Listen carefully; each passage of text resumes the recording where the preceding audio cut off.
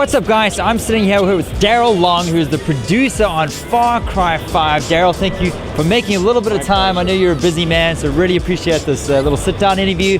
So let's get right into it. Far Cry 5, you're very excited about it. Why don't you tell us why you decided to put the game, we've been to the Himalayas, we've been to like the jungles and the islands. Why the new location? Well, actually, that started 2 years ago. After we finished Far Cry 4, we started, okay, where are we going to take the game next? Where are we going to take the series?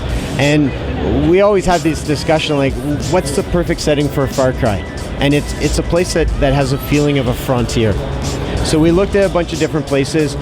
We did a ton of research, and in the end, we said, okay, we're going to start to visit some of these places. And when we went to Montana, it just stopped there because it was perfect. It was the perfect location. It's so beautiful. It's an incredible place, and it's filled with amazing people. Like when we went to Montana, the people that we met there, they were so genuine. They were so interesting, and like they're people. They have a history of self-reliance there. They don't depend on anybody for anything. If something breaks, they fix it themselves. And that's really, we said that's perfect for this game, because the whole game is about building the resistance. There's this cult that comes into the area, and the people of Hope County say, you know what, we're not going to take this. So you, along with them, you're building a resistance and you're fighting back against the cult. Okay, cool. Now Far Cry is well known for its bad guys. We had Voss, and who basically was your first real, memorable bad guy in a Far Cry game. Tell us a bit about the bad guy in Far Cry 5, if you can. Sure. What sort of nitpicks can you give us? Yeah, well, his name is Joseph Seed, but he calls himself the Father. Okay. And he's a man, he comes from a background where his family was broken up, and he was in the foster program, but he never quite fit in. And it's because he heard a voice in his head. He believed that this voice was the voice of God, and it was telling him to do things. And it started out, build a community, do good things, and he did. But in the end, it started to say, okay, prepare for the end of times. The end is coming, society is going to collapse, and you need to be prepared. So he did what the voice told him. And he started collecting food and water and guns and ammunition and storing it in these huge underground bunkers. And then the voice said, you need to save the people. You need to save souls. So he did.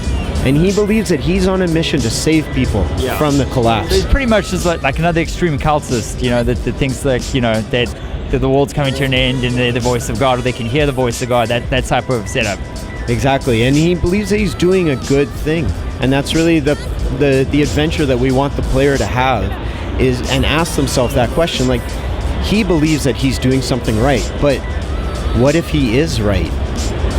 I don't know. I don't think he's right. I hope he's not right. Well, by the end of the game, it'll be up for you to decide, like, why is his mission right? Yeah. And why is your mission as a player right? Yeah. I'll tell you what, the world's so crazy as it is this day and age, I wouldn't be surprised if he is right. So we're going to have to play the game to find out. But why don't you tell us more about the side characters, like the NPCs that help you out. I actually just had hands-on with Far Cry 5 for about 30 minutes, and I got to try out Nick and Grace as some of the assist characters. I know that they're not the only ones in the game. We're going to see a lot more. That's right. In fact, so you've seen two of the guns for hire, and the other one that people probably saw at E3 was Boomer, the dog. The dog, yes. Yeah, and I mean, they're incredible, and they all reflect a different play style. So in fact, we filled the game with different guns for hire, and they all have different abilities. They all have different, strengths and skills and different weapons that they use. In the case of like Boomer, for example, as your dog, he's your stealth companion. He's able to go into a location and tag everybody in the location in stealth, and then you can use that in order to beat the location. He'll go grab weapons like people saw at the YouTube.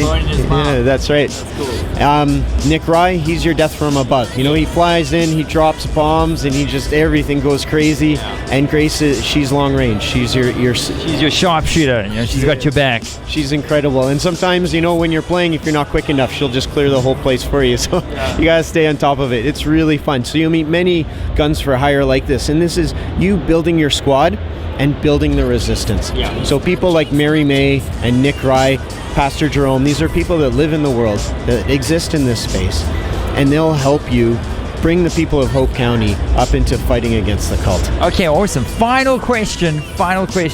What sort of golden nugget can you give us that you maybe haven't given any other journo just yet? Good question. Well, there's something that people don't realize. When they're playing the demo, they know Falls End is right in front of them. And they go do that, they liberate Falls End, and then they turn around and they go to Nick Rise to get the plane. And then you do Nick Rise mission. People don't seem to realize you don't have to do that. It's a completely open game. If you want, you can just turn around, go straight to Nick Rise, get the plane, and then use the plane to liberate Falls End. You can bomb it yourself if you want to. And the whole game is like that. It's a game that you can play any way you want, in any order you want. That's awesome, guys. Far Cry 5, thank you so much for your time once again. And the release date, when are we going to get our hands on it? It's February 2018. February 2018, guys. Until then, take it easy. So what I like most about the sunny weather is that I come from Montreal, where it's never sunny.